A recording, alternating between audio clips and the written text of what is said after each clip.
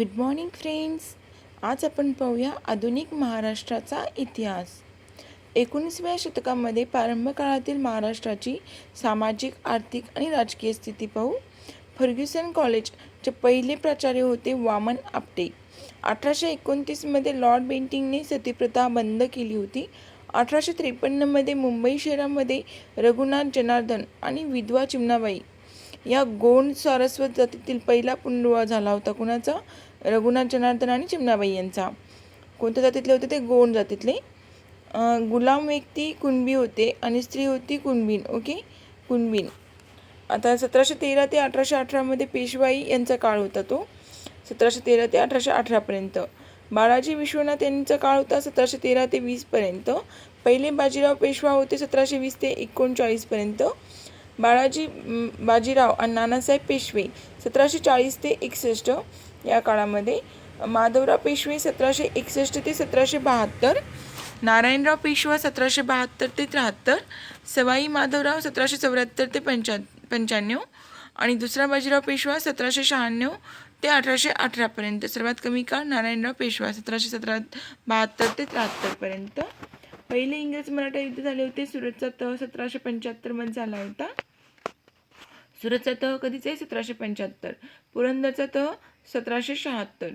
इंग्रजांनी रघुनाथरावास पुणे दरबाराचा स्वाधीन केलं होतं. ओके, करावे. रघुनाथरावास पुणे दरबाराने वार्षिक 3 लाख रुपये पेन्शन द्यावे. म्हणजे पुरंदरच्या तहामध्ये कोणत्या कोणत्या तरतुदी केल्या होत्या? तर इंग्रजांनी रघुनाथरावाला पुणे दरबाराच्या स्वाधीन करावं. ओके, म्हणजे त्यांचे स्वाधीन द्यावी. रघुनाथराव पुणे दरबाराचे वार्षिक 3 लाख रुपये पेन्शन द्यावं व त्याने राजकारण संन्यास घ्यावा. साष्टी व ठाणे इंग्रजांना द्यावं. 16 जानेवारी 1779मध्ये तळेगावचं युद्ध झालं होतं. 1779मध्ये. वडगावचा तह कधीचा आहे? 18 जानेवारी 1779चाच. रघुनाथरावाने संन्यास आणि त्यास वार्षिक 12 लाखांची जहागीर झाली होती या तहानुसार. दुसरे इंग्रज मराठा युद्ध झालं होतं 1802 ते 1803 या कार्यकाळामध्ये. वार्षिक संघर्ष वंशिक संघर्ष होता तो. ओके, वंश परंपरेचा. दुसरे इंग्रज मराठा युद्ध वंशावरून झाला होता. 1802मध्ये वसईचा तह दुसरा बाजीराव आणि इंग्रजांच्या मध्ये झाला होता 1802मध्ये. आणि वसईच्या तहानेच युद्ध समाप्ती झाली होती. दुसऱ्या बाजीरावाचे रक्षण इंग्रज करतील. त्यांच्या रक्षणासाठी 6000 सैनिकांचे पथक. त्यांच्या खर्चात दुसरा बाजीराव 22 लाख रुपये वार्षिक उत्पन्नाचे मुलूक इंग्रजांना देणार होता. आता तिसरे इंग्रज मराठा युद्ध झालं होतं 1817 ते 18मध्ये. पंढरपूरचा करार झाला होता यामध्येच 1812मध्ये. पुण्याच्या शनिवार वाड्यावर मराठवाड्याचे भगवे निशाण उतरवून युनियन जॅक फडकवण्याचं काम कोणी केलं होतं? बाळाजी नातू यांनी केलं होतं. ओके, युनियन जॅक फडकवण्याचं काम बाळाजी नातू. ग्रँड डब हा सातारा इथे असतानाच हिस्ट्री ऑफ मराठाच हा ग्रंथ लिहिला होता. कोणी लिहिला होता हिस्ट्री ऑफ मराठा ग्रंथ? ग्रँड डफ यांनी लिहिला होता. 1848मध्ये दत्तक वारसा नामंजूर करून डलहौसीने ते राज्य ब्रिटिश साम्राज्यामध्ये विलीन केलं होतं. ब्रिटिश राजवटीचे प्रारंभीचे स्वरूप बघूया. Literacy society of Bombay, royal Asiatic society. Okay, Elphinstone हा त्यांचा सदस्य होता. मुंबईचा गव्हर्नर होता एल्फिन्स्टन 1819 ते 1827पर्यंत. एल्फिन्स्टनच्या ग्रंथसंपदा बघा. काबूलचा इतिहास, भारताचा इतिहास, पूर्वेकडील देशामध्ये ब्रिटिश सत्तेचा उदय, शेवटपर्यंत अविवाहित, घोडेस्वारी, शिकार हे त्यांचे शौक होते. ओके. एल्फिन्स्टन कायदेसंहिता 1 जानेवारी 1827मध्ये 27 कायद्याची होती ती. वृत्तपत्र स्वातंत्र्याच्या बाबतीमध्ये मात्र सनातनी वृत्तीचे होते ते. भारतीयांनी सरकारविरुद्ध टीका करण्याचा अधिकार असूनही त्यांनी राजकारणामध्ये भाग घेऊ नये या मताचे होते. निवृत्तीनंतर 1829 ते 1834मध्ये गव्हर्नर जनरल देऊ केले, बट त्यांनी ते स्वीकारलं नाही. त्यांनी सुरत इथे 1712मध्ये व्यापारी वकार स्थापन करण्यात आली होती. पश्चिम किनाऱ्यावरील मुख्य हे होतं हे ठिकाण. ओके. पोलीस यंत्रणेची उभारणी शांतता व सुव्यवस्था निर्माण करण्यासाठी केली होती. लॉर्ड कॉर्नवालिस बंगालमध्ये कायमधारा पद्धत सुरू केली होती. मुनरोनी मद्रासमध्ये रयतवारी पद्धत सुरू केली होती. एल्फिन्स्टनला मौजेवारी पद्धत लागू करायची होती. एल्फिन्स्टनला मौजेवारी.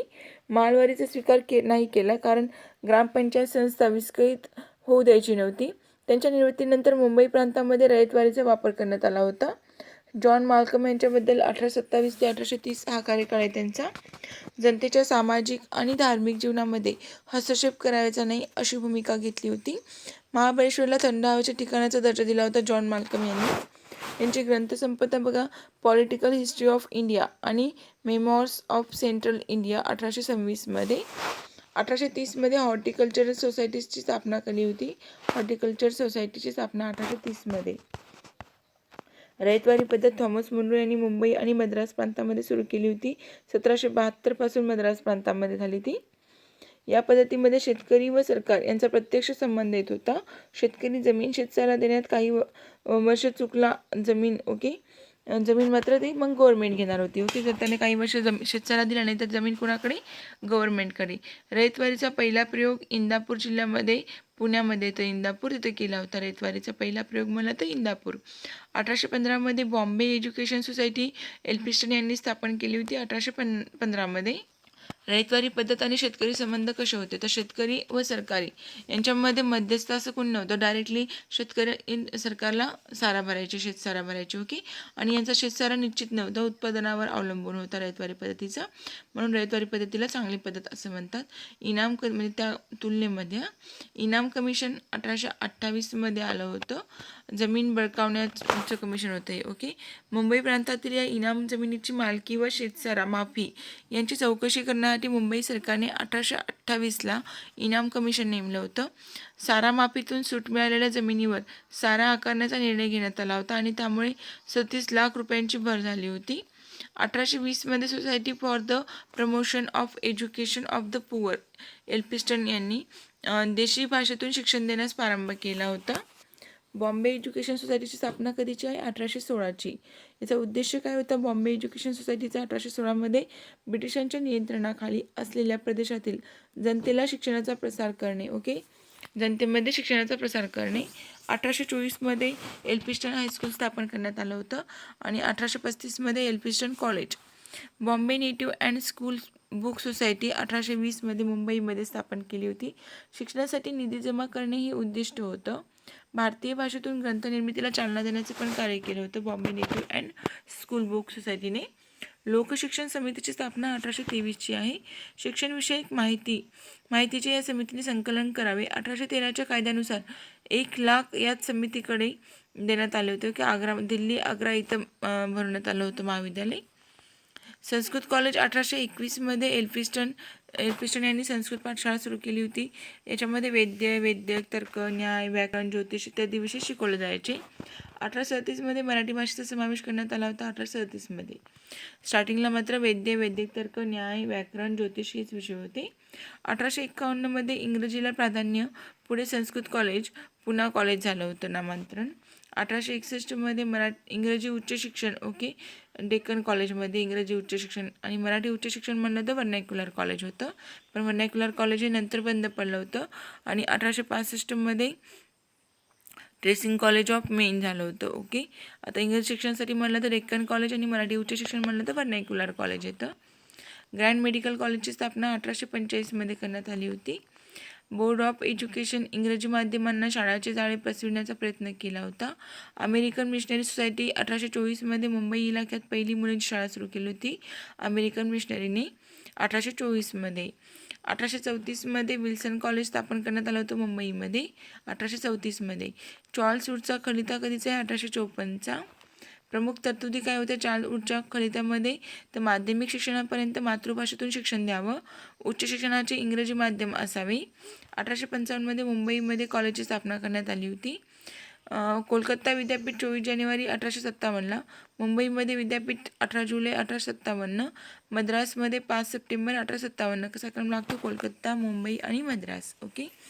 24 जानेवारी 1857 कोलकात्याचं, मुंबईमध्ये 18 जुलै 1857चं आणि मद्रासमध्ये 5 सप्टेंबर 1857ला.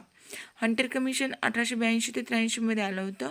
प्राथमिक शिक्षणासंबंधी हंटर कमिशनने सूचनांची संख्या 23 दिली होती. कर्वे यांनी हिंगणे महिला SNDT विद्यापीठ स्थापन केलं होतं 1916मध्ये. 1920मध्ये गुजरातमध्ये अहमदाबाद राष्ट्रीय विद्यापीठ गांधीजी कुलपती होते त्या विद्यापीठाची. आता रयत शिक्षण संस्था कधीची? 1919ची. पीपल्स एज्युकेशन सोसायटी 1945मध्ये स्थापन केली होती. मिलिंद महाविद्यालय औरंगाबादमधलं 1950मध्ये. मुद्रण व वृत्तपत्रे मुद्रण कलेचा शोध 1439मध्ये गटेनबर्गमध्ये लागला होता. भारतामध्ये मात्र गोव्यात सुरुवात झाली होती. दर्पण 1832मध्ये बाळशास्त्री जांभेकर यांनी सुरू केलं होतं. दिग्दर्शन हे वृत्तपत्र 1840मध्ये. प्रभाकर धूमकेतू बघा, प्रभाकर कधी 1841मध्ये आणि धूमकेतू 1853मध्ये. प्रभाकर आणि धूमकेतू काय होतं, साप्ताहिक होतं. भाऊ महाजन यांनी सुरू केले होते प्रभाकर आणि धूमकेतू. प्रभाकरी पत्र होतं. ओके. सोके यांचे दोष मांडले होते यामध्ये. स्वधर्म, स्वभाषा, स्वसंस्कृती यांची बाजू घेतली होती. आणि धूमकेतू काय होतं, साप्ताहिक होतं भाऊ महाजन यांचं. ज्ञानोदय, ज्ञानसिंधू 1842मध्ये वीरेश्वर छत्रे यांनी सुरू केलं होतं. ज्ञानाचा प्रसार करणे इंग्लिश आणि मराठीतून दोन्हीमधून पण होतं हे ज्ञानोदय. ख्रिश्चन मिशनरींचे पत्र होते. ओके. याच्यामध्ये ज्ञानोदय आणि ज्ञानसिंधूमध्ये वीरेश्वर छत्रे. दीनबंधू 1877मध्ये कृष्णराव भालेकर यांनी सुरू केलं होतं. निबंधमाला चिपळूणकर यांचा. नेटिव्ह ओपिनियन म्हणलं तर रावसाहेब मंडलिक. विचारलहरी 1852मध्ये पुण्यामध्ये. ज्ञानप्रसारक 1853 कोल्हापूरमध्ये. मुंबई अखबार 1840मध्ये. समाचार दर्पण 1849मध्ये. करमणूक पुण्यामध्ये हरिनारायण आपटे यांचं होतं. करमणूक हरिनारायण आपटे. बॉम्बे हेरॉल्ड 1789मध्ये सुरू केलं होतं. मुंबईमध्ये मराठी वृत्तपत्र सुरू होण्यापूर्वीच इंग्रजी वृत्तपत्र बॉम्बे हेरॉल्ड. ज्ञानदर्शन त्रैमासिक 1853मध्ये सुरू झालं होतं. भाऊ महाजन यांनी केलं होतं ज्ञानदर्शन.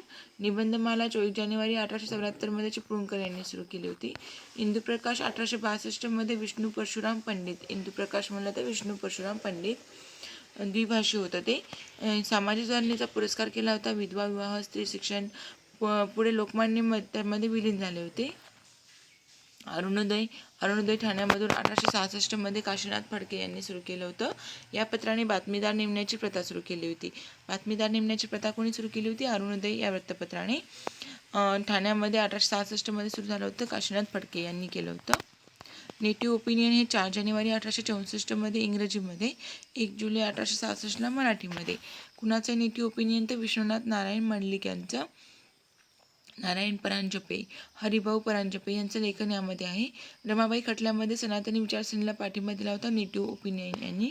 दीनबंधू कृष्णराव भालेकर हे संपादक होते. 1 जानेवारी 1877मध्ये पुण्यामध्ये सक्तीच्या प्राथमिक शिक्षणाचा आग्रह धरला होता दीनबंधूमध्ये. सक्तीच्या प्राथमिक शिक्षणाचा आग्रह दीनबंधू. 1890मध्ये मुंबईमध्ये NM लोखंडे हे संपादक होते. ज्ञानप्रकाश 1849मध्ये कृष्णाजी रानडे. साप्ताहिक पुणे. सत्य, शोक आणि ज्ञान हे ब्रीदवाक्य होतं. याचं पहिलं दैनिक होतं हे ज्ञानप्रकाश. ख्रिस्ती धर्माला आवर घालण्यासाठी 1855मध्ये मुंबईमध्ये सहधर्म दीपिका मराठी वृत्तपत्र सुरू केलं होतं. धर्मप्रसाराला विरोध करण्यासाठी वर्तमान दीपिका. ओके. ख्रिस्ती धर्माला आवर घालण्यासाठी सहधर्म दीपिका आणि धर्मप्रसाराला विरोध करण्यासाठी वर्तमान दीपिका 1853मध्ये. सुबोध पत्रिका 1874मध्ये. धर्मकारण आणि राजकारण यामध्ये मुख्य क्षेत्र होतं सुबोध पत्रिकेमध्ये. विचारलहरी हे कृष्णशास्त्री चिपळूणकर यांचं पुण्यामधून सुरू केलं होतं. ज्ञानदर्शन 1854ला. प्रभावोदय 1856चा आहे. काळ हे शिवराम महादेव परांजपे यांचं काळ वर्तमानपत्र. ज्ञानप्रसारक कोल्हापूरमधून 1859मध्ये. मित्रोदय पुण्यामध्ये 1844मध्ये. ख्रिश्चन धर्माचा स्वीकार केलेल्या व्यक्ती कोण कोण होत्या? विष्णू करमकर, रामकृष्ण मोडक, नारायण शेषाद्री बाबा पदमजी, पंडिता रमाबाई, निळकंठ शास्त्री गोरे, कविवर्य नारायण वामन टिळक, गोविंदराव काणे, बाळ गोपाळ जोशी. ओके. यांनी ख्रिश्चन धर्माचा स्वीकार केला होता. हे सगळे नाव लक्षात ठेवणं आवश्यक आहे, कारण यावरती आयोगाने बऱ्याच वेळा क्वेश्चन विचारलेला आहे की ख्रिश्चन धर्माचा स्वीकार खालीपैकी कोणी कोणी केला. मग त्यामध्ये कोणाकोणाचं नाव आहे? विष्णू करमकर, रामकृष्ण मोडक, नारायण चंद्री, बाबा पदमजी, पंडिता रमाबाई, निळकंठ शास्त्री गोरे, नारायण वामन टिळक, गोविंदराव काणे आणि बाळ गोपाळ जोशी. डॉक्टर कॅरी 1805मध्ये मराठी भाषेचं व्याकरण हे पुस्तक लिहिलं होतं. 1810मध्ये इंग्रजी मराठी कोश पण लिहिला. रॉबर्ट ड्रॅमंडन मुंबईमध्ये मराठीचे व्याकरण लिहिले होते. 1842मध्ये ज्ञानोदय अमेरिकन मिशनरी प्रेस पाक्षिक साप्ताहिक सुरू झालं होतं. बाबा पदमजी यांचं अरुणोदय आत्मचरित्र होतं. ओके. डलहौसी मुंबई ठाणे रेल्वेमार्ग 1853मध्ये सुरू केला होता. कलकत्तामध्ये राणीगंज ते 1855ला. ठाणे कल्याण 1954. 1858मध्ये पुणे खंडाळा 1861मध्ये मुंबई नाशिक आणि 1868मध्ये बोरगावचे काम केले होते. लोहमार्ग तयार करण्याचं कार्य पण त्यांनी केलं east India railway company through. The great Indian peninsula railway company 1905मध्ये रेल्वे मंडळ. 1813मध्ये कलकत्ता आग्रा आणि तार सेवा सुरू केली होती कलकत्ता आग्रा या मार्गे 1813मध्ये. अलेक्झांडर बेल यांनी 1876मध्ये टेलिफोन सेवा सुरू केली. अस्पृश्यांना लष्करामध्ये पोलिसामध्ये नोकऱ्या मिळाव्यात सासवडच्या सभेमध्ये मागणी करण्यात आली होती. शिवराम कांबळे यांनी केली होती. राष्ट्रीय काँग्रेसच्या उदयास कारणीभूत बाबी पाश्चात्य शिक्षणाचा प्रभाव आणि राष्ट्रीय भावनेचा उदय. भारतीय नागरी सेवा परीक्षेसाठी वयोमर्यादा किती होती? 12 ते 19 एवढी होती. प्रारंभीचे समाज सुधारक बघूया आता. जगन्नाथ शंकर शेट. प्रारंभीचे समाज सुधारक यामध्ये सर्वात प्रथम बघू जगन्नाथ शंकर शेट यांच्याबद्दल. यांचा 1803 ते 1865 असा कार्यकाळ आहे.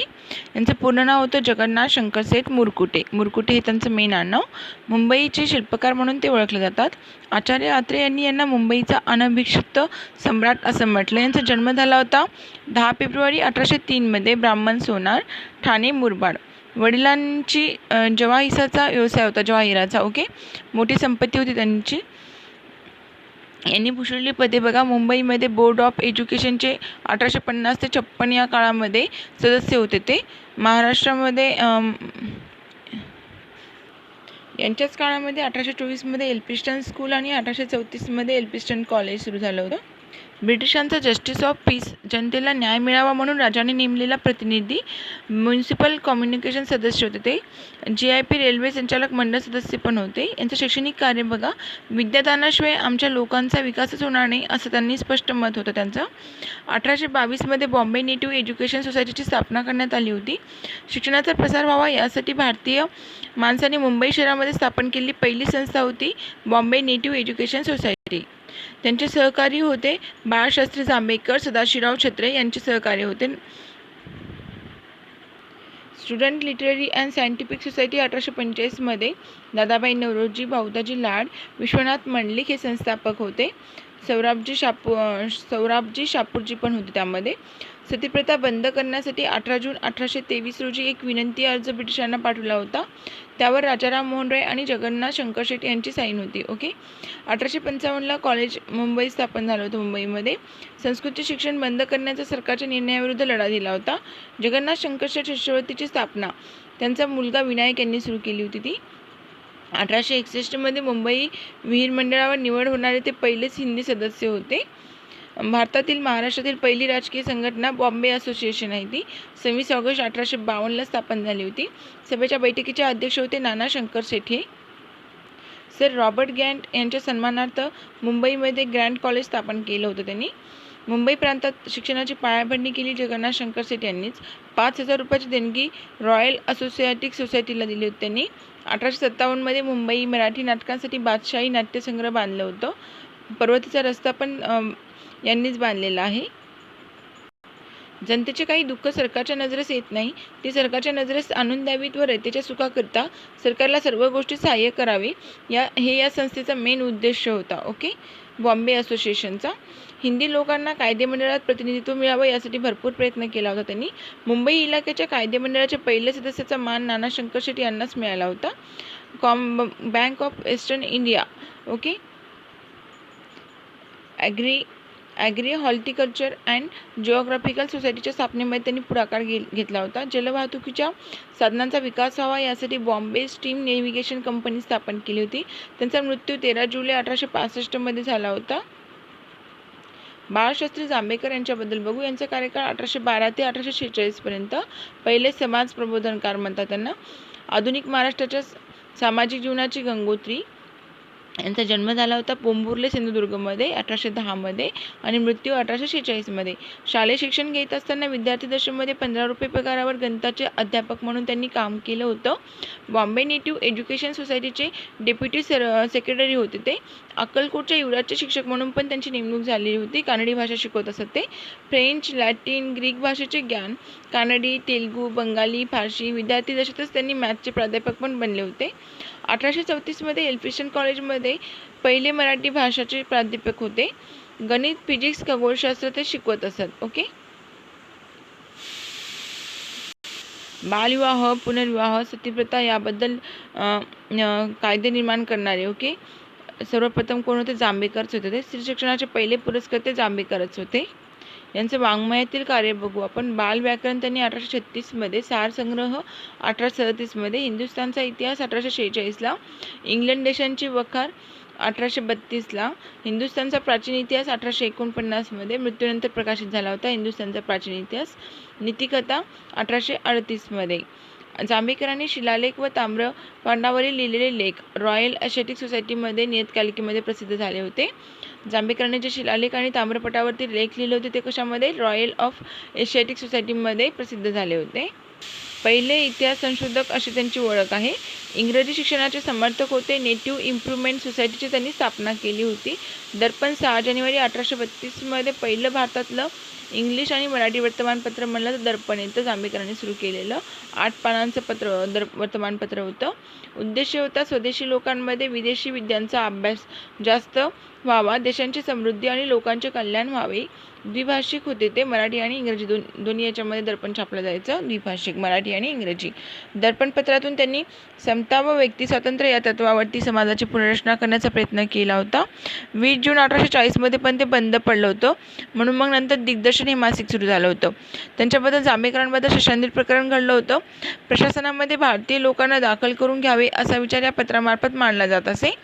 1840 नंतर limited services gadget and literacy Chronicle या पत्रामध्ये विलीन झालं होतं ते.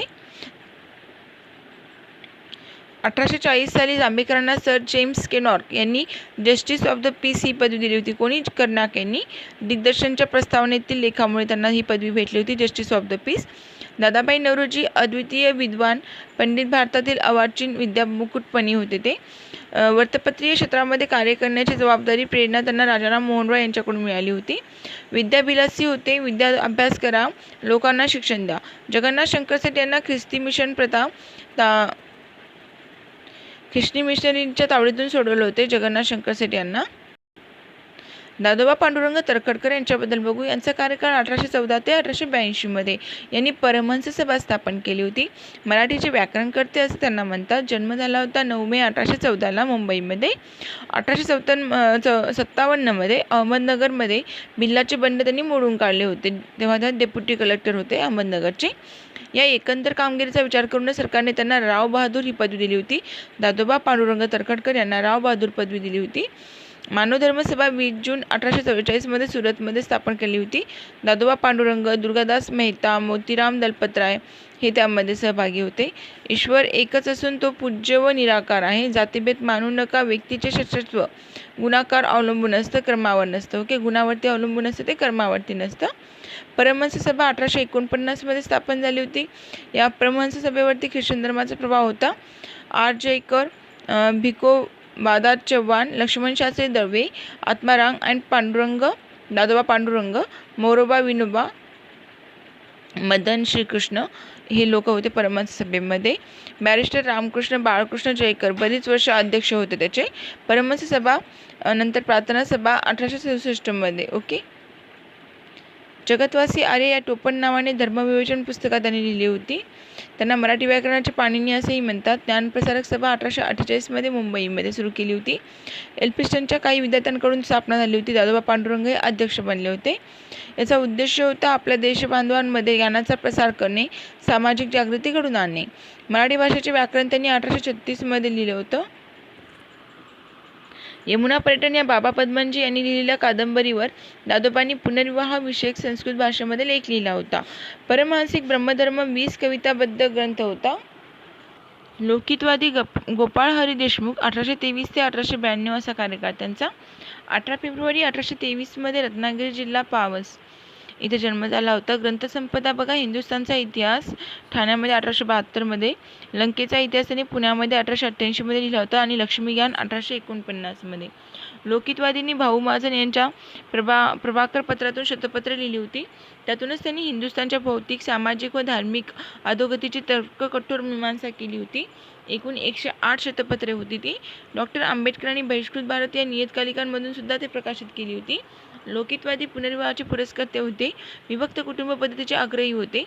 ब्रिटिशांचे राज्य हे भारतीयांसाठी पूरक व पोषक आहे या मताचे ते होते. बालविवाहापेक्षा सती बरी सुधारकमध्ये लेख लिहिला होता त्यांनी. लोकहितवादी नियतकालिका पृथ्वीराज चव्हाण यांचा इतिहास. लोकहितवादी नियतकालिकेमध्ये पृथ्वीराज चव्हाण यांचा इतिहास लिहिलेला आहे. स्वामी दयानंदाच्या विचारावर त्यांच्यावर प्रभाव होता. ओके, स्वामी दयानंदांच्या विचारांचा त्यांच्यावरती प्रभाव होता. प्रार्थना समाजाच्या कार्याशी त्यांची निकटचा संबंध होता. पार्लमेंटरी फायनान्स कमिटी पुढे साक्षीसाठी आमंत्रण दिलं होतं त्यांना, पण ते गेले नाहीत. ओके, आता डॉक्टर भाऊदाजी लाड यांच्याबद्दल बघू. यांनी लायसन्स बिलाला विरोध केला होता. 1824 ते 1874 हा त्यांचा कार्यकाळ आहे. नाव होतं रामचंद्र विठ्ठल लाड. जन्म पेडणे तालुक्यामध्ये. बुद्धिबळामध्ये प्रावीण्य. 1845 एल्फिन्स्टन सायन्सचे शिक्षक होते ते. स्त्री बाल हत्या हा ग्रंथ त्यांनी लिहिला होता. 8 November 1851 grand medical college medical society 1855 ते अध्यक्ष बनले होते.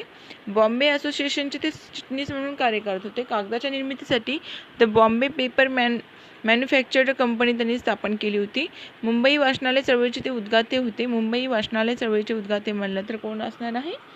भाऊदाजी लाड. ओके, विधवा विवाहाचे ते पुरस्कर्ते होते. 31 मे 1874 रोजी त्यांचा मृत्यू झाला होता. 1870 सर्व उपलब्ध निबंधाचा संग्रह the literary remains of doctor Bhau Daji Lad. Baba Padmanji यांचा कार्यकाळ 1831 ते 1903 पर्यंत. संपूर्ण नाव होतं बाबा पद्मनजी मुळे. जन्म 1831 बेळगावला झाला होता. कासार जातीमध्ये. 29 ऑगस्ट 1903 मृत्यू. ज्ञानोदय, प्रभाकर, ज्ञानप्रकाश यांचा त्याच्यावरती प्रभाव होता. निबंधमाला विविध धर्म उपासना पंथांचा विचार केला होता याच्यामधून. अरुणोदय हे आत्मचरित्र त्यांनी लिहिलं होतं. हिंदूचे जीवन व ख्रिश्चनांच्या जीवनांचे वर्णन यामध्ये केले आहे. सत्यदीपिका हे मासिक पण त्यांनी सुरू केलं होतं. ब्राह्मणांचे कसब महात्मा फुले यांनी लिहिलेल्या ग्रंथाला बाबा पद्मनजी यांनी प्रस्तावना लिहिलेली आहे. हे लक्षात ठेवूया पॉईंट. बाबा पद्मनजी यांनी प्रस्तावना कशाला लिहिली? ब्राह्मणांचे कसब हे जे महात्मा फुले यांचं पुस्तक होतं त्या ग्रंथाची प्रस्तावना बाबा पद्मनजी यांनी लिहिली आहे. उदयप्रभा मासिक त्यांनी प्रबोदय, ऐक्य प्रदर्शक, सत्यवादी, नियत, कुटुंबमित्र मासिक हे सुरू केलं होतं. यमुना पर्यटनमध्ये पहिली मराठी कादंबरी हिंदू विधवांच्या दुःखद स्थितीचे वर्णन केले होते. भाऊ महाजन यांच्याबद्दल पाहू. 1815 ते 1890 हा कार्यकाळ आहे. मूळ नाव आहे गोविंद विठ्ठल कुंटे. 24 ऑक्टोबर 1841 प्रभाकर पत्राची सुरुवात केली होती. शतपत्रे लोकहितवादीने लिहिली होती 1848 ते 50 या काळामध्ये. महाराष्ट्रामध्ये शास्त्रीय ज्ञानाचा प्रसार व्हावा यासाठी 1854 ज्ञानदर्शन त्रिमासिक सुरू केलं होतं. प्रभाकर पत्रातून ख्रिस्ती धर्मास प्रतिकार, विधवांच्या पुनर्विवाहास पाठिंबा. आता महादेव गोविंद रानडे 1842 ते 1901 पर्यंत कार्यकाळ. जन्म 18 जानेवारी 1842 निफाडमध्ये झाला होता. रानडेंचा जन्म कुठे? निफाड, नाशिकमध्ये. प्राध्यापक शिक्षण त्यांनी कोल्हापूरमध्ये केलं होतं. प्राथमिक शिक्षण प्राध्यापक नाही, प्राथमिक शिक्षण त्यांनी कोल्हापूरमध्ये केलं होतं. एल्फिन्स्टनमध्ये शिक्षण त्यांनी 1858 1868 हिस्ट्री आणि इंग्लिशचे प्रोफेसर बनले होते एल्फिन्स्टनमध्ये ते. 1885 बॉम्बे हायकोर्टचे चीफ जस्टिस बनले होते. इंग्लिश, संस्कृत आणि मराठीवर त्यांचं प्रभुत्व होतं. प्रार्थना समाजात उल्लेखनीय त्यांनी कार्य केलं होतं. एकेश्वर निष्ठांची कैफियत, ख्रिश्चनांसंबंधी लिखाण त्यांनी केलं होतं. यांची ग्रंथ संपदा कोणती? Rise of Maratha power Ranade यांचं आणि essays on the Indian economics. इंदुप्रकाशचे साप्ताहिक म्हणून संपादक म्हणून त्यांनी 1862 म्हणजे इंदुप्रकाश हे साप्ताहिक होते त्याचे संपादक म्हणून 1862 त्यांनी कार्य केलं होतं. त्यामध्ये त्यांनी भारतीय जनतेची आज्ञा, स्त्रियांची दुःस्थिती, बालविवाह यावर सातत्याने टीका केली होती. रानडेंचा संबंध असलेल्या संस्था कोणत्या? तर सार्वजनिक सभा, वक्तृत्व उत्तेजक सभा, लवाद कोर्ट, औद्योगिक परिषद, फिमेल हायस्कूल, फर्ग्युसन कॉलेज, प्रार्थना समाज, वसंत व्याख्यानमाला, मराठी ग्रंथ उद्योजक मंडळ, रे म्युझियम, पुणा मार्केटाईट बँक. ओके, या सर्व संस्थेसोबत ते निगडीत होते. 1889 industrial association of western India हिंदुस्थानच्या औद्योगिक विकासाला चालना देण्यासाठी व आपल्या विचारांचा प्रसार करणारी स्थापन केली होती. डॉक्टर आंबेडकर, रानडे, गांधी व जिन्ना. गांधी व जिन्ना यावर टीका केली होती. रानडेंची थोरवी गाली होती आंबेडकरांनी. ह्यूम यांनी रानडे यांना गुरु मानले होते. 1882 फिमेल हायस्कूल पुण्यामध्ये स्थापन केलं होतं. 1887 पहिली सामाजिक परिषद मद्रासमध्ये. 1865 विधवा विवाह उत्तेजक मंडळाची स्थापना केली. 1865 रानडे यांनी कायदेपंडित, अर्थशास्त्रज्ञ, इतिहासकार, शिक्षणतज्ज्ञ व तत्त्वज्ञ होते. इंदुप्रकाश या पत्राच्या इंग्रजी आवृत्तीमध्ये समाज सुधारणेचा लेख लिहून कार्यास प्रारंभ केला होता. रानडेंनी स्थापन केलेल्या संस्था कोणत्या? विधवा विवाह उद्योजक मंडळ, मराठी ग्रंथ उद्योजक मंडळी, वक्तृत्व उद्योजक सभा, राजकारण धर्मसमाज यावर चर्चा व्हायची त्यामध्ये, आणि वसंत व्याख्यानमाला. ज्ञानप्रसारक सभा 1848 मध्ये भाऊदाजी लाड, विश्वनाथ मंडलिक, गोविंद माजगावकर यांनी या संस्थेस नावारूपास आणलं होतं. मामा परमानंद चिटणीस होते. रानडेंचे महत्त्वाचे लेख होते administrative reforms in the Bombay presidency, central Asian questions, Ilbert bill. प्रार्थना समाज 31 डिसेंबर 1867 मध्ये आत्माराम तर्खडकर यांनी स्थापन केली होती. प्रार्थना समाजाची कल्पना बंगालमधील ब्राह्मो समाजाच्या कल्पनेवरून त्यांना आली होती. सर्वसंग परित्याग करून वनवास स्वीकारणे समाजास मान्य नाही. बंगालमधील ब्राह्मो समाज ख्रिस्ती जयंती साजरी करीत, तर प्रार्थना समाजामध्ये तुकाराम महाराजांच्या अभंगांना विशेष महत्त्व होतं. 1873 मध्ये सुबोध पत्रिका साप्ताहिक होते. सुबोध पत्रिका प्रार्थना समाजाचं 1873 मध्ये सुरू झालं होतं. प्रार्थना समाजाच्या मतांचे समर्थन करण्यासाठी व सामान्यतः त्यासंबंधी निघणाऱ्या शंकांच्या निरसनासाठी एकेश्वर निष्ठांची कैफियत नावाचा निबंध त्यांनी लिहिला होता. 39 मताची व कर्तव्याची मीमांसा. प्रार्थना समाजाचे अग्रगण्य नेते होते न्यायाधीश रानडे, डॉ. भांडारकर, वामन आबाजी मोडक. नामदार गोखले यांनी रानडे यांनी सामाजिक कार्यामध्ये पुढे आणले होते. म्हणजे गोखलेंना रानडे यांनीच कार्यामध्ये पुढे आणलं होतं. लोकमान्य टिळकांनी काँग्रेसच्या मंडपामध्ये सामाजिक परिषदेचे अधिवेशन घेण्यास विरोध केला होता. अधिवेशन घेतल्यास मंडप जाळून टाकण्याची धमकी पण टिळकांना, टिळक भक्त होते ते माधव श्रीहरी आणि यांना दिली होती. प्रार्थना समाज समाजाचा वारसा भागवत धर्मातून घेतल्याचे मानतो. हिंदुत्वाच्या प्रगतीच्या प्रवृत्तीची मेळ त्यांनी घातला होता. गोपाळ गणेश आगरकर 1856 ते 1895 असा कार्यकाळ आहे त्यांचा. कराड टेंभूला जन्म झाला त्यांचा, टेंभूमध्ये. John Stuart Mill, Auguste Comte, Herbert Spencer यांच्या सामाजिक तत्त्वज्ञानाचा आगरकरांवरती प्रभाव होता. ग्रंथसंपदा बघा, डोंगरीच्या तुरुंगातील आमचे 101 दिवस 1882 मध्ये, विकार विलसित 1883 मध्ये, वाक्यमीमांसा वाक्यांचे पृथक्करण हे ग्रंथ त्यांनी लिहिले होते. 2 जानेवारी 1881 मध्ये मराठा इंग्रजी साप्ताहिक टिळक यांनी लिहिलं होतं आणि 4 जानेवारी 1881 मध्ये केसरीचं संपादक मराठा साप्ताहिक होतं हे आगरकरांनी. 1888 मध्ये सुधारक हे साप्ताहिक सुरू केलं होतं आगरकरांनी. इष्ट असेल ते बोलणार आणि साध्य असेल ते करणार हे त्यांचं घोषवाक्य होतं सुधारकचं. ब्रिटिश लोकांच्या गुणांचे अनुकरण करा पण अंधानुकरण नको असं त्यांचं मत होतं. प्राथमिक शिक्षण सक्तीच्या मध्ये त्यांचा म्हणजे विशेष भर होता. वाचाल तर चकित व्हाल देशाची गरिबी दाखवण्याचा प्रयत्न केला होता. सक्तीच्या वैधव्यावर टीका, शहाण्यांचा मूर्खपणा, स्त्रियांच्या दागिन्यांवर हौसेवर टीका, अलंकार मीमांसा व दागिन्यांची सोच, बालविवाह टीका, स्वयंवर पद्धतीचा आग्रह, पुनर्विवाहाचा आग्रह. विद्यापीठाच्या अभ्यासक्रमात देशी भाषांचा विचार झाला पाहिजे अशा मताचे आगरकर होते. यांनी बालवृद्ध विवाहावर टीका केली होती. मृत्यूपूजेवर टीका केली होती. देव न मानणारा देवमाणूस म्हणून ओळखले जात होते. प्रतिक्रिया व प्रेतसंस्कार विरोध, संमती वयाच्या बिलास त्यांनी समर्थन केलं होतं. आगरकर, वामन शिवराम आपटे, गोपाळराव गोखले, डॉ. भांडारकर, रावबहादूर नुलकर विरोध टिळकांनी केला होता त्याला, संमती वयाला. यावर डॉ. आनंदीबाई जोशी यांचे पती गोपाळराव जोशी यांनी समर्थन करणाऱ्या सर्व सुधारकांना प्रतिकात्मक प्रेतयात्रा एप्रिल 1891 काढायला लावली होती. धर्मांतरास विरोध, आगरकरांनी आर्यजाती, आर्यवंश, आर्य लोकांचा अभिमान होता आगरकरांना. भारतातील पहिली सहकारी सूतगिरणी 1951 मध्ये आंध्र प्रदेशमध्ये. हैदराबादमध्ये आर्य समाजाचे मुखपत्र सुदर्शन होते. महिला विद्या मंदिर सुशिकाबाई दिवाण. बॉम्बे हेरॉल्ड पहिलं मुंबई प्रांतातील वृत्तपत्र. 1838 मध्ये बॉम्बे टाइम्स सुरू झालं होतं. सी फडके यांचं बघा जादूगर, दौलत, अटकेचार ही ग्रंथसंपदा आहे. बेडेकर यांचं रणांगज आहे. दिघे यांचं पानवट्टा, पानखडा. मेडेकर यांचा रात्रीचा दिवस. खांडेकर विस यांचं नाही का कोर्यवत, कोर्यवत, पहिलं प्रेम, जळलेलं माहेर. आधुनिक मराठी काव्याचे जनक केशवसूत यांना म्हणायचे. कृष्णाजी केशव दामले. मराठीतील पहिला खराखुरा नाटककार होता वि. ज. कीर्तने.